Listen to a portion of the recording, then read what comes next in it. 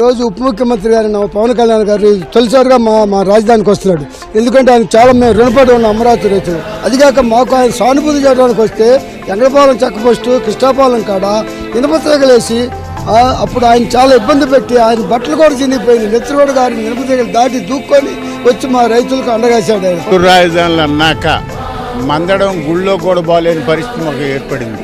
కానీ ఆ కష్టకాలాల్లో మేము దేవస్థానాలకు పోయినా ఎక్కడికి పోయినా పోలీసులను పెట్టి అడావుడి చేసి మమ్మల్ని జైలు పాలు చేస్తుంటే పవన్ కళ్యాణ్ గారు ఒక భవిష్యత్తుని కాపాడాడు. ఈ రాష్ట్రానికి చుక్కానిగా నిలబడ్డాడు ఆయన గారు.